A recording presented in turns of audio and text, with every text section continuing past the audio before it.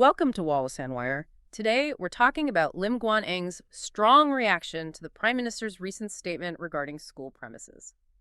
Okay, so let's jump right in. Prime Minister Anwar Ibrahim made this declaration, pretty clearly stating no alcohol on school grounds. Full stop. Even for, outside events, right? That's right. Even for events happening after school hours or, cultural functions. And this wasn't just some small rule change, was it? It seems like it really hit a nerve, especially within the Malaysian Chinese community. It definitely did. Now, the key thing here is how the prime minister framed it. He was quite careful, actually. How so? Well, he stressed it wasn't about imposing any religious values. The justification was universal.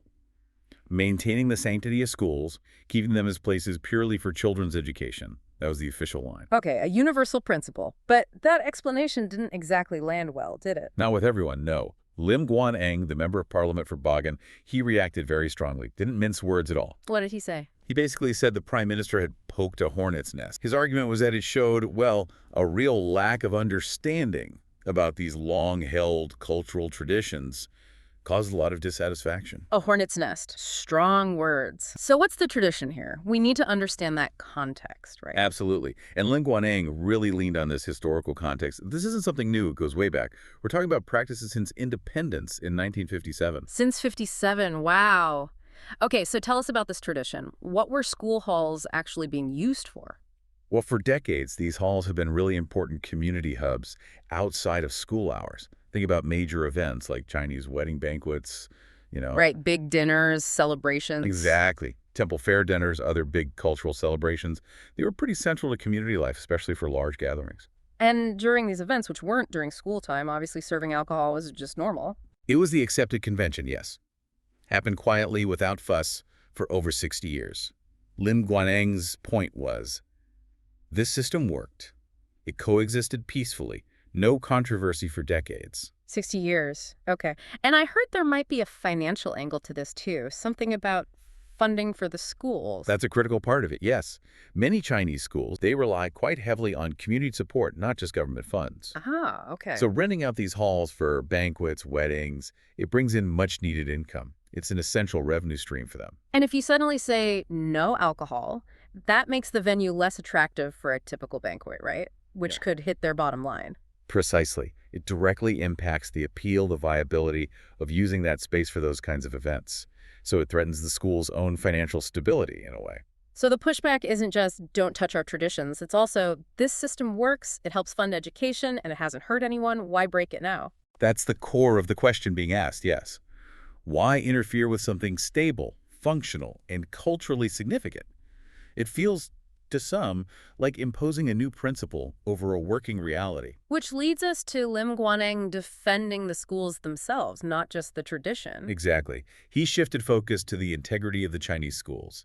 He highlighted their reputation, for high educational standards. Right, they're generally seen as pretty high-quality institutions. And he linked that quality directly to the students' moral development, basically arguing these schools produce well-behaved, ethical students. So using their reputation to counter the idea that these after-hours events somehow compromise safety or morals. Correct.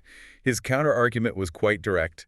He stated flatly that students aren't exposed to alcohol at these events because they happen outside school hours.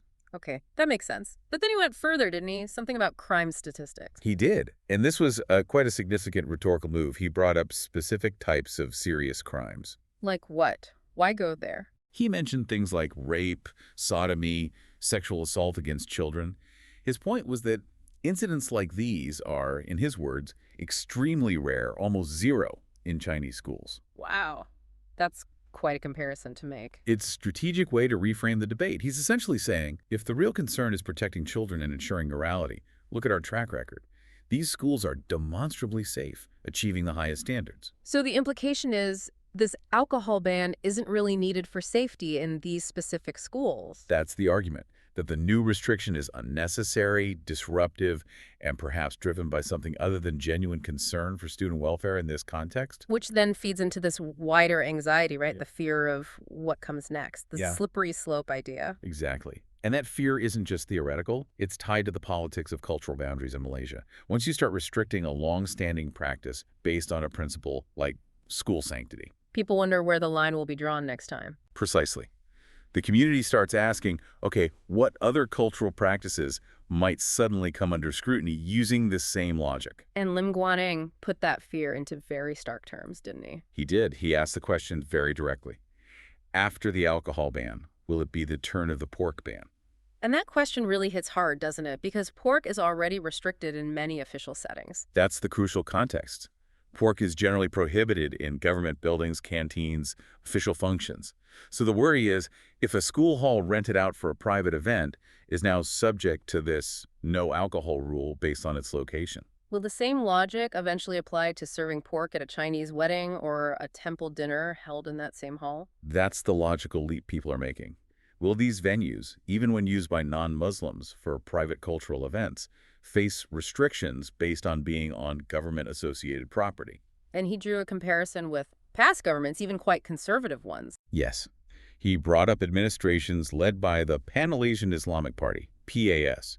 He pointed out that even they, despite being an Islamic party, never interfered with these specific activities in Chinese school halls. So he's saying there was a kind of mutual respect and understanding.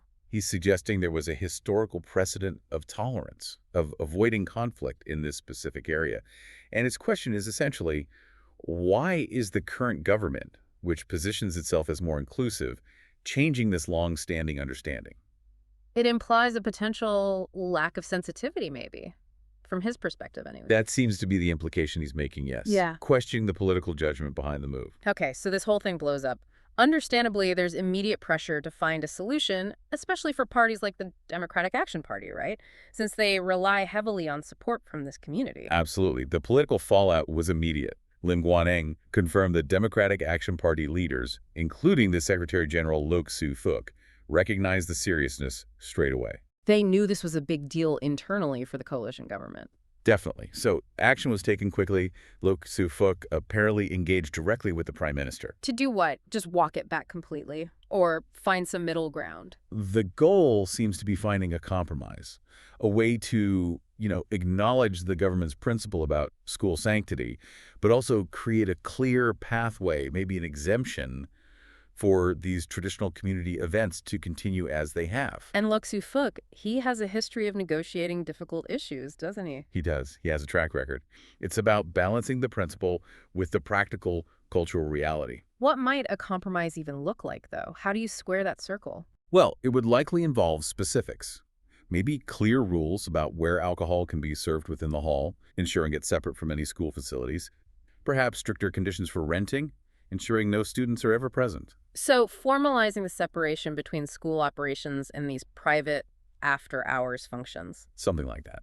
The government needs to be seen upholding the principle during school time, while acknowledging that a rented hall for a private event at night is functionally different. So it's a real clash playing out right now. This new emphasis on the school environment principle versus decades of cultural practice and, frankly, necessary community funding. It is. And the way this gets resolved, the compromise they reach, it's going to be watched very closely. It sets a precedent. So the question for you watching is, what kind of solution could possibly work here? Can they find a way to respect both the principle and the tradition? Or is this just managing, not solving, these deep cultural lines? Indeed.